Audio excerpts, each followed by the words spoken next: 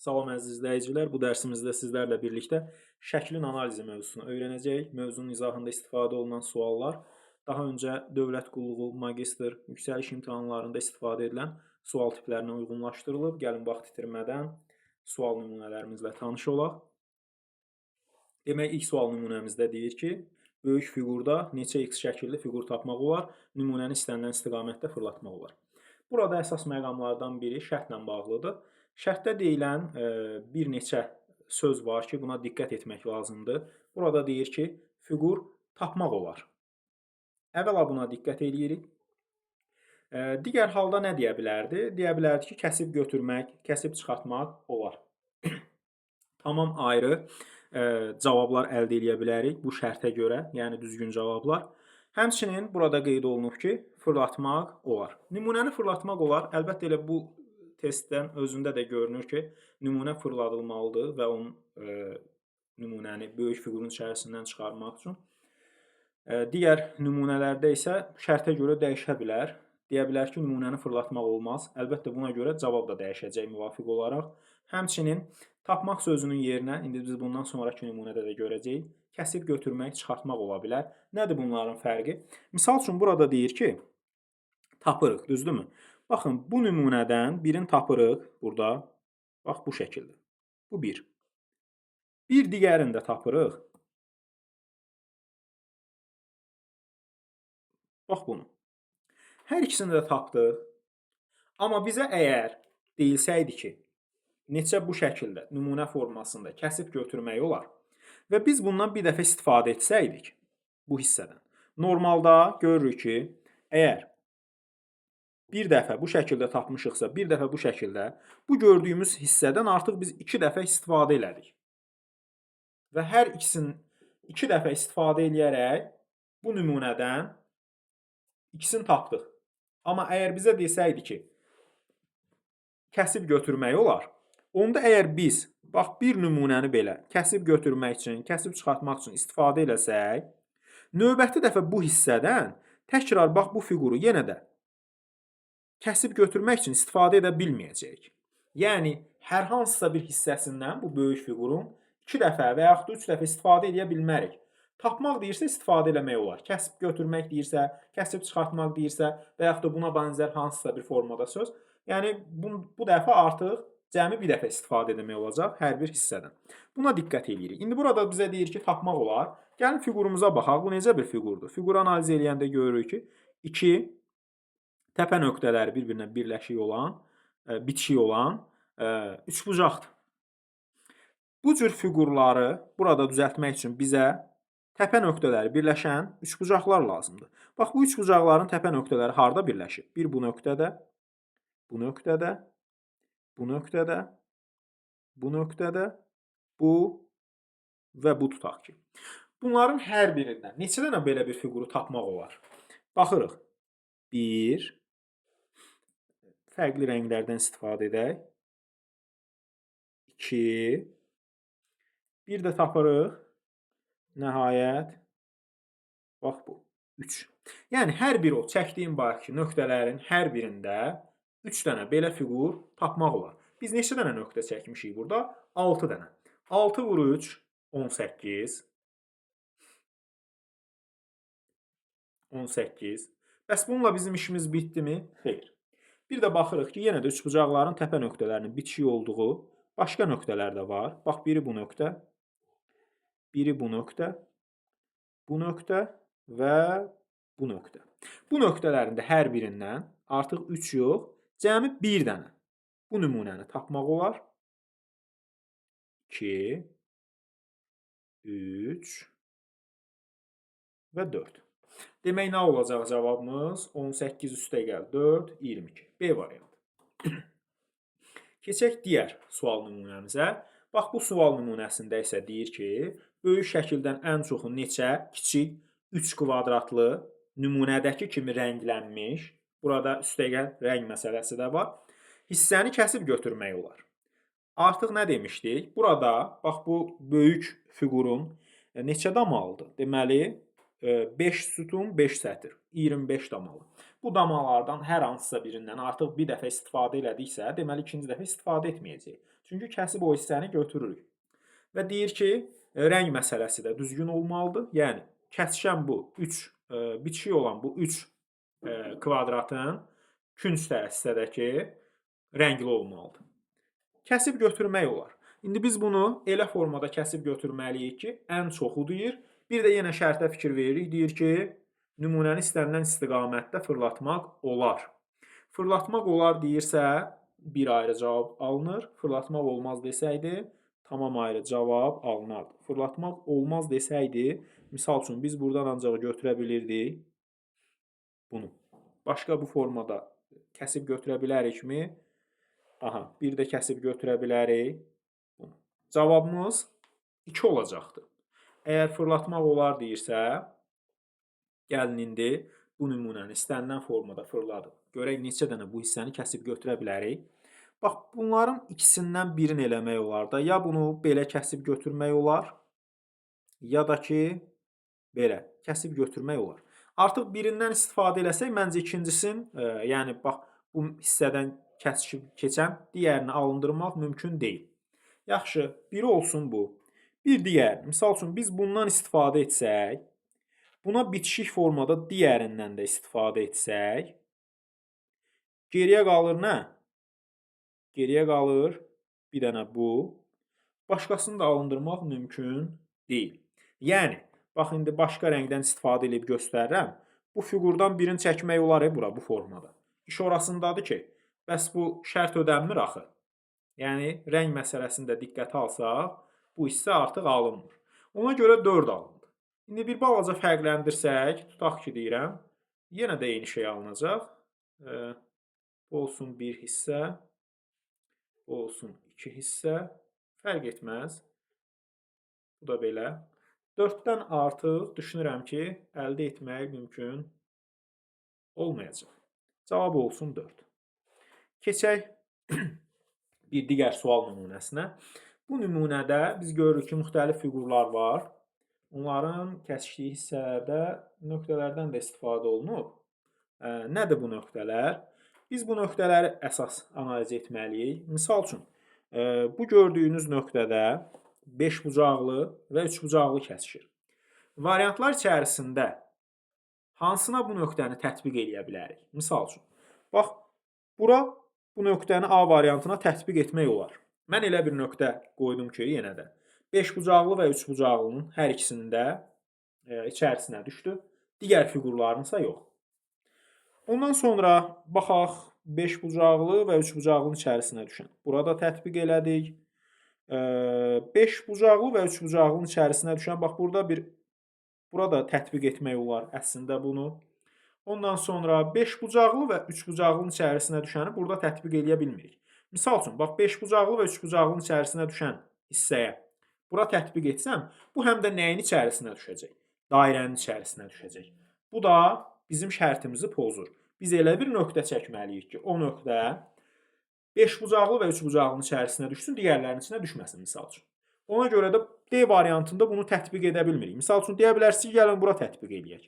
Tamam, bu da 3 bucaqlının içərisinə düşdü, digər ikisinə düşmədi. Yəni 5 bucaqlının içərisinə düşmədi. D variantımız ixtisar olundu.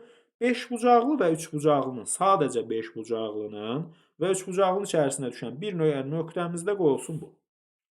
Bir variantımız ixtisar olunub. Keçək, tutaq ki, bir digər nümunəni analiz eləyək, nöqtəni analiz eləyək.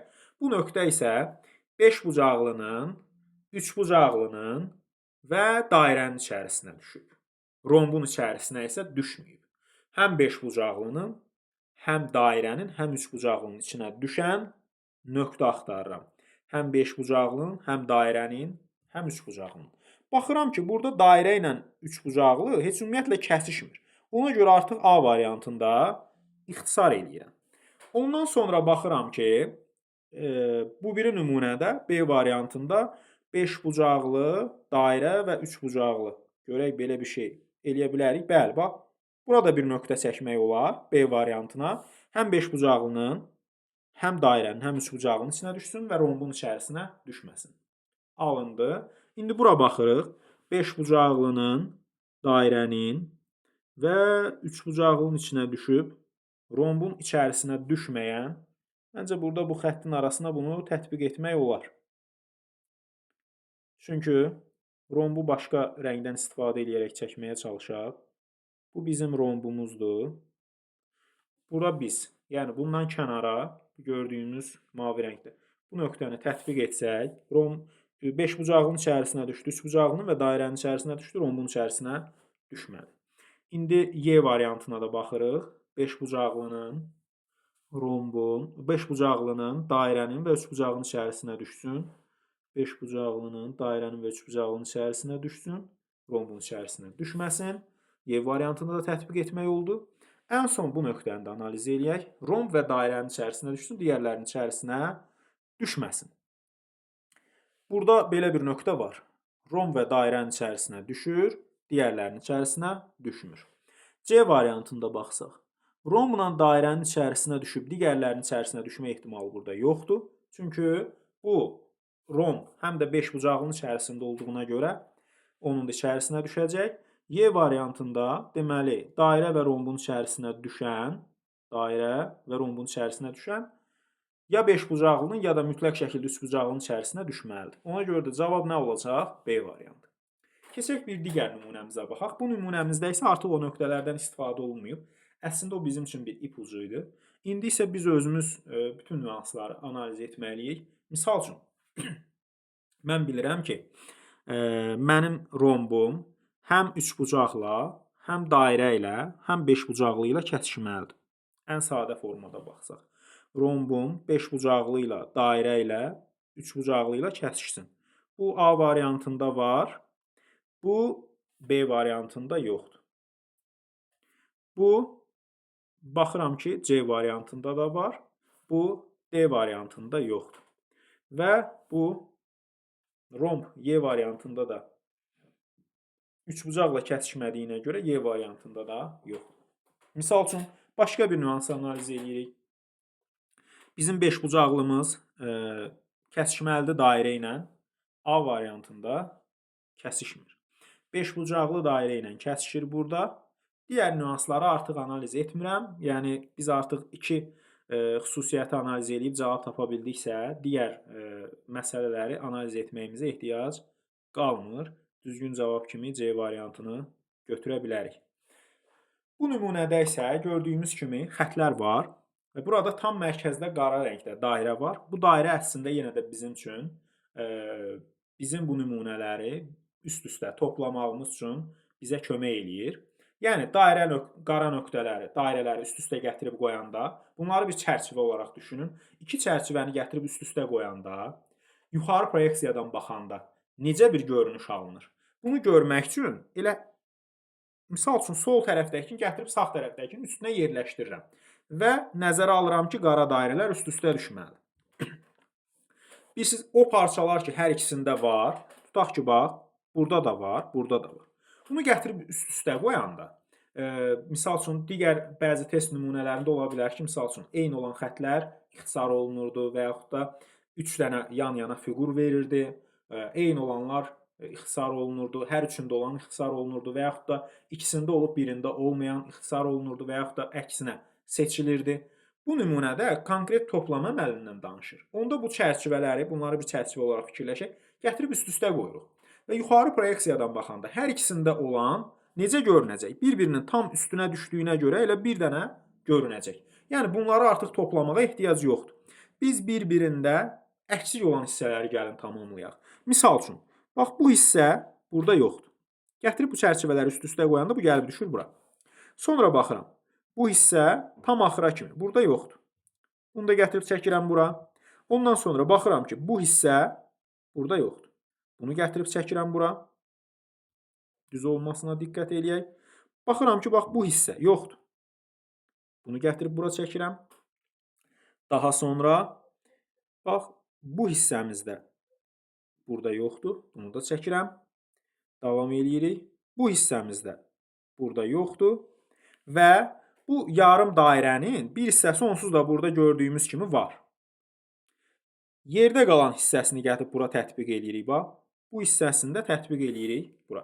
Düşünürəm ki, başqa bir şey artıq qalmadı. Çünki digər o iki hissə bu tərəfdə var. İndi biz nə etməliyik? Bu tərəfdə bərabərliyin bu bir tərəfində deyir ki, bu hissənin üstünə hansı hissələri gəlsəm, bax bu hissə ilə bərabərlik təşkil eləyər də. Yəni bu hissə də nədir? Hal-hazırdakı bu hissə. Bunların ikisinin cəmi.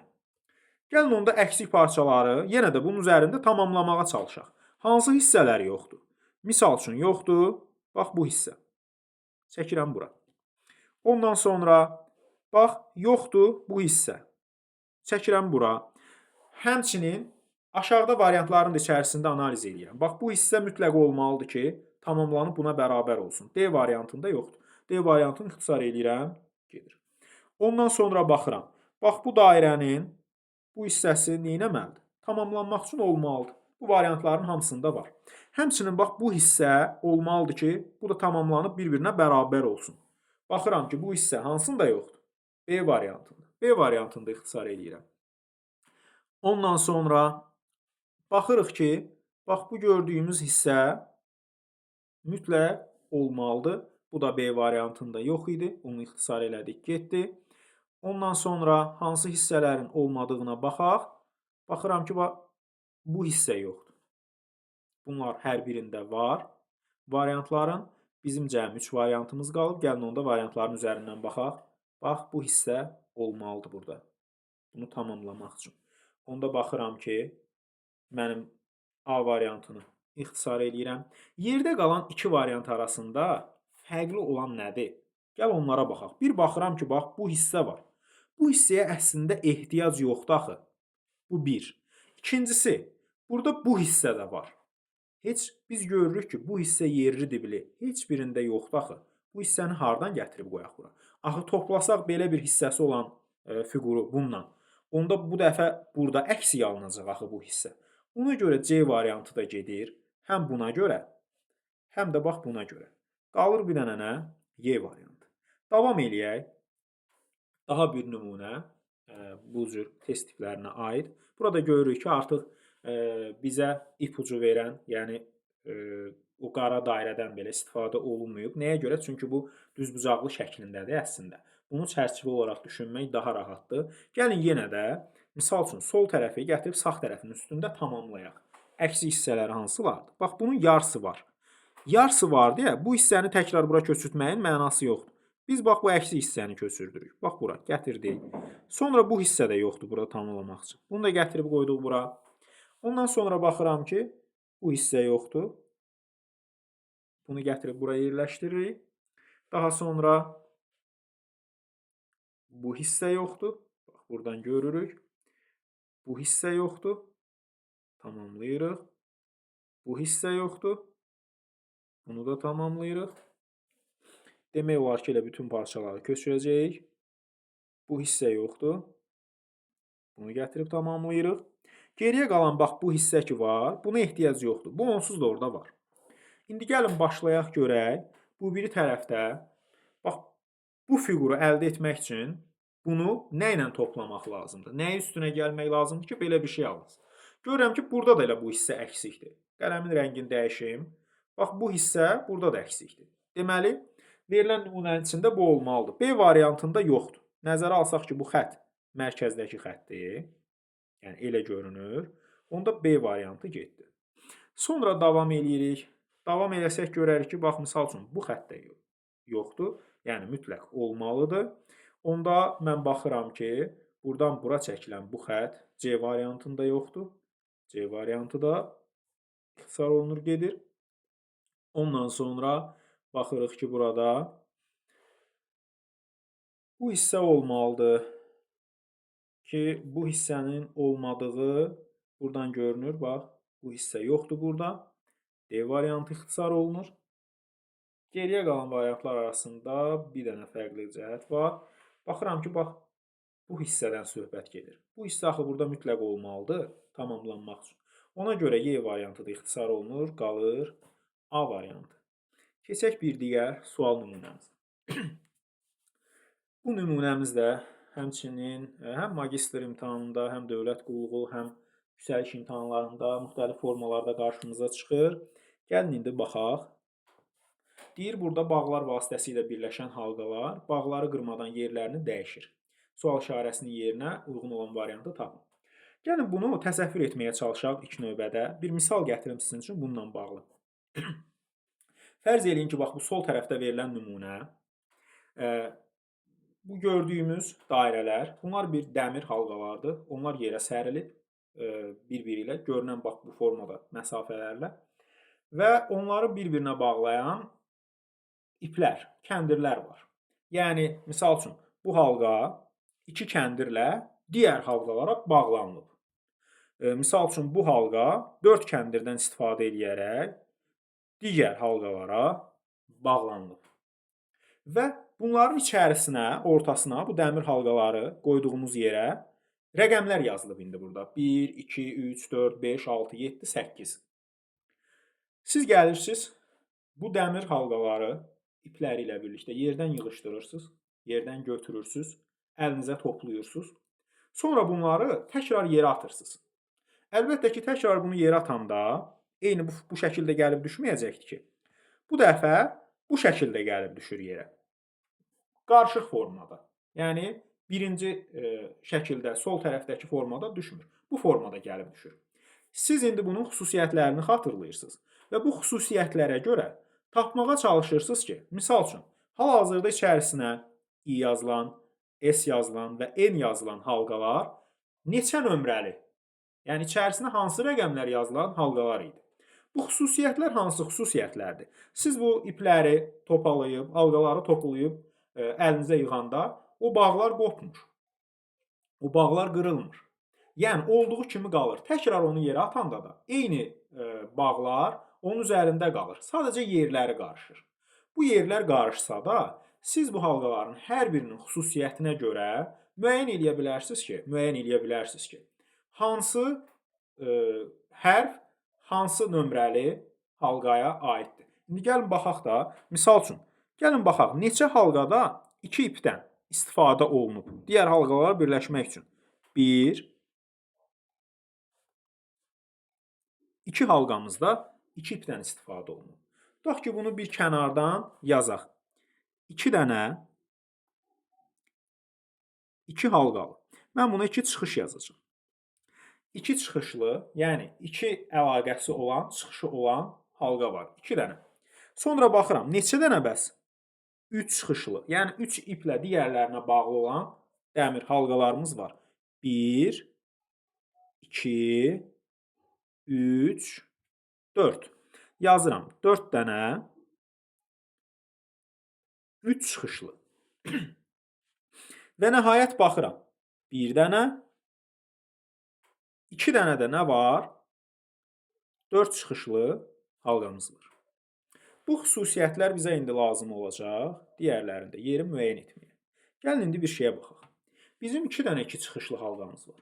Görəsən bunların digər xüsusiyyətləri də mi eynidir? Misal üçün, bu 2 çıxışlılardan biri bir tərəfdə 3 çıxışlı ilə birləşib, digər tərəfdə də yenə 3 çıxışlı ilə birləşib.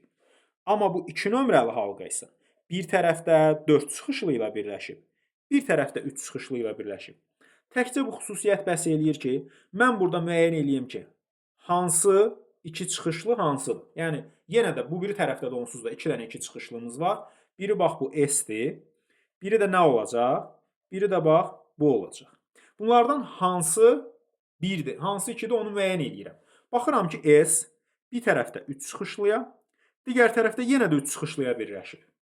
Onda belə çıxır ki, bizim bu S-imiz nədir? 1-dir. Çünki bu xüsusiyyət 1-də var. Hər iki tərəfdə də 3 çıxışlıya birləşir. Digər avtomatik nə olacaq? Yəni, heç digər xüsusiyyətini analiz etmədən də yazırıq. Çünki cəmi 2 dənə idi. Birini tapmışıqsa, o birisini də tapırıq. Bu da oldu 2. Bəs yaxşı, 2-nin birləşdiyi bir dənə 3 çıxışlı var, bir dənə 4 çıxışlı var. 2-nin birləşdiyi 3 çıxışlı nədir? 8. 2-nin birləşdiyi 4 çıxışlı nədir? 4. Digərlərində davam etsək, tapa bilərik. Misal üçün, 2-nin birləşdiyi bu 8-in çıxışı var 7-yə, bir də 1-in çıxışı var 7-yə. 1 və 8-in hər ikisinin birləşdirən hansı hissədir? Həm 1-i, həm 8-in birləşdiyi halqa. Burada hansıdır? Bax, bu da olacaq onda misal üçün 7. Biz 8-i, 7-ni tapmışıq. İndi buna uyğun olaraq artıq 3-ü də tapa bilirik. Niyə? Çünki 1-in birləşdiyi digər 3 çıxışlımız nə idi? 1-in birləşdiyi digər 3 çıxışlımız. Elə 3. Geridə qaldı. Bax, 8-i, 7-ni tapmışıq, 3-ü tapmışıq. Bir dənə 3 çıxışlı 6 qaldı da. Qoy onda bu da olsun nə? Gördüyümüz kimi 6 həm 4-ə birləşib, buradan da görürük, həm də birləşib nəyə? 8-ə. 6 həm də nəyə birləşəcək? Bir digər tərəfdən. Nəyə birləşməlidir? 5-ə. Yəni hər birini də ayrılıqda tapmaq mümkün oldu. Bəzən olur ki, bunu axıra kimi həll etmək olmur. Ona görə şərtə baxın. Bizdən nə istəyir? Onu tapıb cavabı yazaq. Yəni mənim bayaq elədiyim kimi. Mən sadəcə nümunəni tamamlamaq üçün sizə göstərdim. Amma siz sadəcə cavabı tapmaq üçün sizə lazım olan yerləri tapmısınızsa, dərhal keçin cavabınızı yazın, vaxt itirməyin. S üstə gəl n, yəni 1 üstə gəl 8, çıx i. i də nədir? 4. 1-in üstünə 8 gəlirik 9, 4 çıxırıq 5. Keçək digər sual nümunəmizə. Bu sual nümunəsində isə yenə də baxırıq ki, deyir rəqəmlərin yerində hansı hərflərin olacağını tapın və onları əlifba sırası ilə düzün. Gəlin baxaq. Biz burada yenə də analiz eləyirik. Bayaq mən nümunə gətirdim, halqalar, nə bilim, iplər. Bunu sizin, yəni bunun mahiyyətini başa düşmək üçün deyirdim. Siz normalda buna artıq belə deyirik də, bu fiquru çünki qarşınıza artıq düzbucaqlı şəklində də çıxa bilər, dairələrin əvəzində düzbucaqlı da ola bilər, başqa formada hansısa fiqur da ola bilər. Əsas mahiyyət budur, yəni fərqli bir şey yoxdur. Biz burada yenə də analiz edirik ki, neçə dənə 2 çıxışlımız var? 1 dənə və 2 dənə 2 çıxışlımız var. 2 çıxışlıların xüsusiyyətlərini analiz etsək görərik ki, misal üçün B elə bir 2 çıxışlıdır ki, hər iki tərəfdə 4 çıxışlıya birləşir. Amma L elə bir 2 çıxışlıdır ki, bir tərəfdə 3 çıxışlıya, bir tərəfdə 4 çıxışlıya birləşir.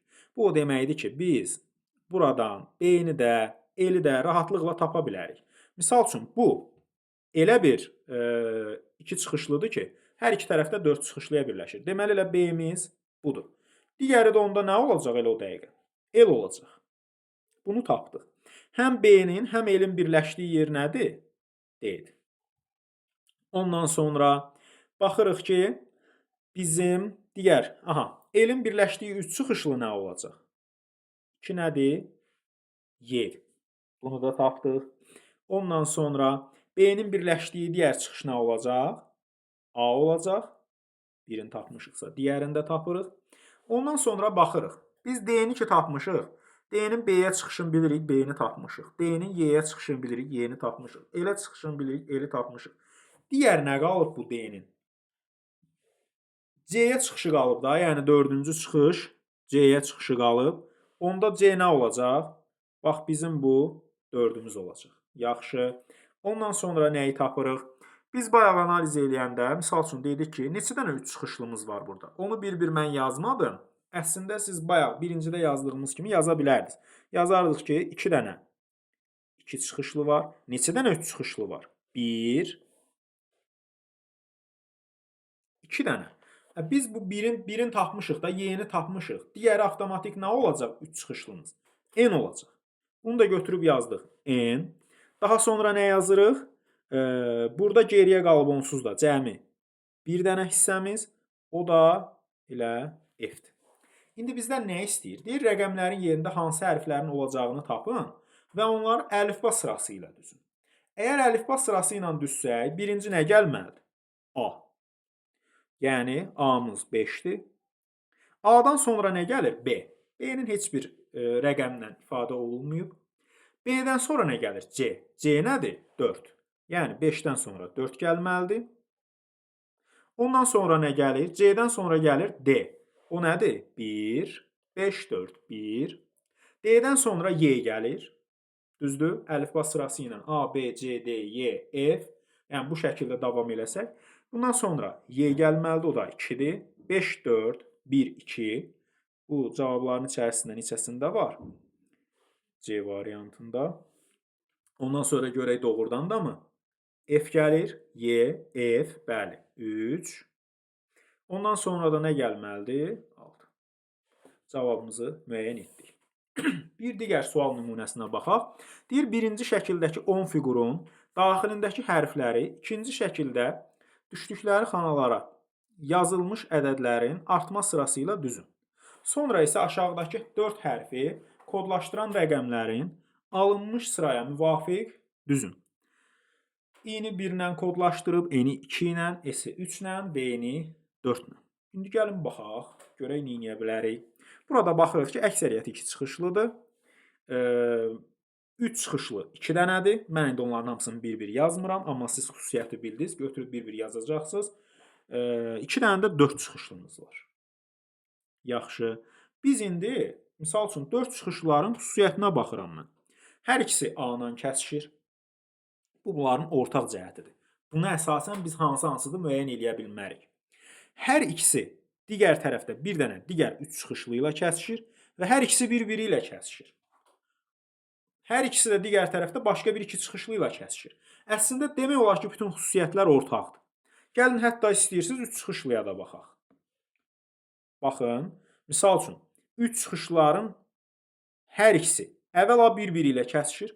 Bu xüsusiyyət onları bir-birindən fərqləndirməyimizə kömək etmir. Hər ikisi bir dənə 2 çıxışlı ilə kəsişir. Hər ikisi bir dənə də 4 çıxışlı ilə kəsişir. Bəs yaxşı, onda biz bunu necə müəyyən edəcəyik? Bax belə. Misal üçün G o 2 çıxışlıdır ki, 3 çıxışlıdır ki, o 1-2 çıxışlı ilə birləşdiyi həmən 2 çıxışlı başqa bir 2 çıxışlı ilə, o da bir başqa 2 çıxışlı ilə. Yəni ard-arda G-nin bu hissəsində birləşdiyi bu xətt boyunca 3 dənə 2 çıxışlı düzülüb.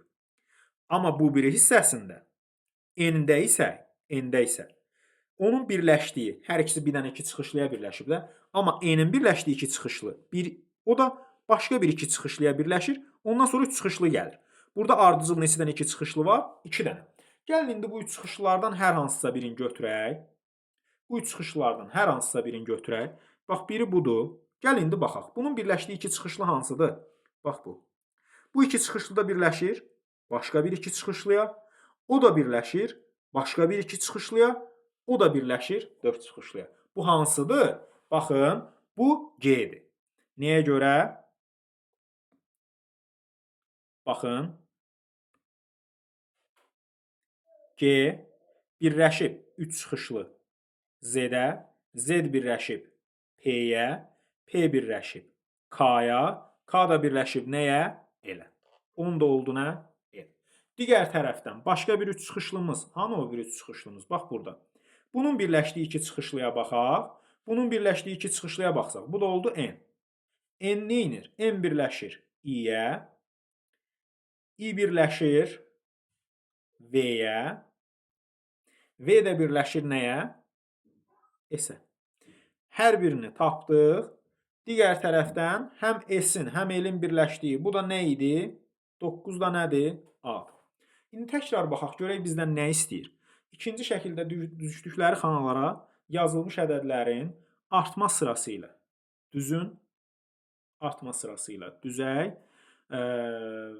Sonra isə aşağıda 4 hərfi kodlaşdıran rəqəmləri alınmış sıraya müvafiq düzün. Gəlin indi baxaq.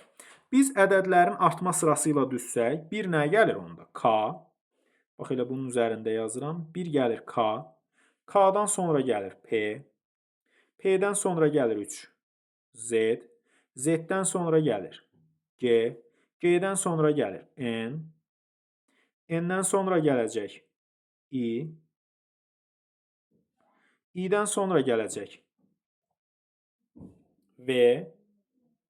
V-dən sonra gələcək S. S-dən sonra gələcək. Gəl bunu S-i buradan silək. S-dən sonra gələcək A. A-dan sonra gələcək. Bunları düşdüyü rəqəmlərə görə ardıcıl sıra ilə düzdük. İndi baxaq görək. I, N, S, V. Hansı sırada birinci gəlib? N gəlib birinci. N nədir? 2. Ondan sonra I gəlib. Yəni 1. Ondan sonra gəlib V. V nədir? 4. Ondan da sonra gəlib nə? V-dən də sonra gəlib S. Bunların S-in də kodu nədir? 3. Bunları da kodları ilə belə yazanda cavab olur nə? 2, 1, 4, 3, Y variantı. Bir digər sual nümunəmizə baxaq. Bu nümunədə isə deyir ki, I1, N2, S3, Z4 olaraq kodlaşdırılan hərfləri ədədlərinin artma ardıcıllığı ilə düzün. Yenə də buna yaxın, bundan əvvəlki nümunəyə oxşar bir nümunədir. Gəlin indi buna baxaq. Dəqiqə.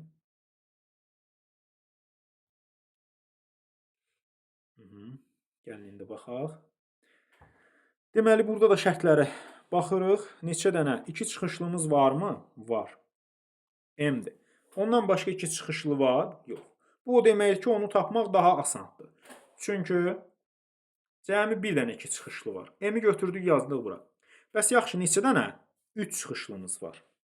Baxıram, 1 N-dir, 1 S-dir, 1 Z-dir, 1 L-dir, O-dur. Bunlar bizim 3 çıxışlılarımız idi.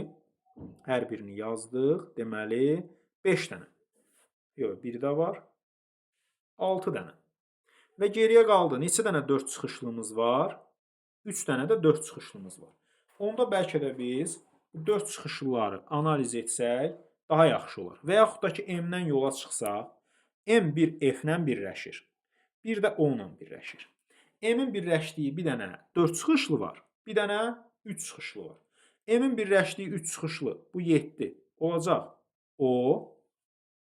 M-in birləşdiyi bu 4 çıxışlı isə olacaq F.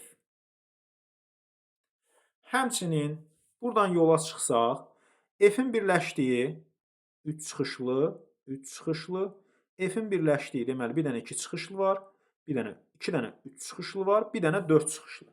F-in də birləşdiyi yeganə 4 çıxışlı nə olacaq? F-in birləşdiyi yeganə digər 4 çıxışlımız. Bax, bu da 6-dır. 6 da nə olacaq? G olacaq. Ondan sonra baxırıq. F-in birləşdiyi 2 dənə 3 çıxışlı var. Ondan sonra O-nun birləşdiyi O G-yə birləşir, O M-ə birləşir, O bir də K-ya birləşir. Onda 8 də olacaq. K. Yaxşı. K-nın birləşdiklərinin K 3 dənə çıxışı var. Bir F-ə birləşir. Bunu bildik. K birləşir F-ə. Bunu bilirik. K birləşir O-ya. Bunu da tapmışıq artıq. K bir də birləşməlidir S-ə. Onda 9 da nədir? S-dir. Buna əsasən digər tərəfdən baxırıq. G-nin birləşdiyi bütün çıxışları tapmışıq. G-nin birləşdiyi bütün çıxışları tapmışıq. Bir dənə qalıb nə? I. Niyə? G-nin birləşdiyi O-nu artıq tapmışıq. F-i tapmışıq. S-i tapmışıq. S-i də tapmışıq. Bir dənə qalıb I. I də onda bunun qarşısındakı olacaq. Bax, bu da olacaq I. Geriyə nə qalıb? 3 çıxışlı I və S-ə birləşib. Bu biri tərəfdə I-yə və F-ə birləşən. Həm I-yə, həm də F-ə birləşən görək nəyimiz var? Z-imiz var. I-yə və F-ə birləşən digər 3 çıxışlımız Z olacaq. Bunu da yazdıq. Digəri də qaldı nə? Burada onsuz da cəmi bir dənə nümunə qalıb. O da L-dir. I-yə və S-ə birləşən burada L-dir. Bir dəqiqə 3 çıxışlı, digəri də 3 çıxışlıdır. Onu da nəzərə alaq. Bu əməliyyatı geri qaytarıram. Çünki başqa cür də ola bilər. I-miz qalıb. Bir də nəyimiz qalıb? O-nu yazmışıq, M-i yazmışıq, F-i yazmışıq. Burada baxsaq, həm I-yə, həm S-ə birləşik. I-yə və S-ə birləşik. Burada Z olacaq. I-yə və Z olmayacaq. L olacaq. I-yə, S-ə. Növbətisində də birləşməlidir yenə 3 çıxışlı N-ə. M birləşib Z-ə. Bəli, N Z-nə əlaqəlidir. Z də L-lə əlaqəlidir. Belə, bunu artıq yekunlaşdırdıq. Hərfləri ədədlərin artma ardıcıllığı ilə düzün. Ədədlərin artma ardıcıllığını üzrü. İ hərfi 5-dir. N hərfi 4-dür. S hərfi baxaq 9-dur. Z hərfi nə ilə üst-üstə düşdü burada? 3 ilə. Belə çıxır ki, onda birinci Z ilə başlayacaq. Z ilə başlayacaqsa, Z-in kodu nədir? 4. Yazdım bura 4. Sonra N gəlməlidir. Z-dən dərhal sonra, yəni 3-dən dərhal sonra. N də 4 eləyib. N-in kodu burada nədir? 2-dir. 4-dən sonra oldu 2. Ondan sonra gəlir I. Çünki I-nin 5 düşüb üzərinə. I-nin kodu da 1-dir. Olur 4, 2, 1. Və nəhayət S də 9-dur. Artma ardıcıllığı ilə düşsək, ən sonuncu S olacaq. S-in kodu da nədir? 3-dür. 4, 2, 1, 3. A variantı. Belə əziz izləyicilər, ümid edirəm ki, video izahımız sizin üçün faydalı olacaq. Diqqətiniz üçün təşəkkür edirəm.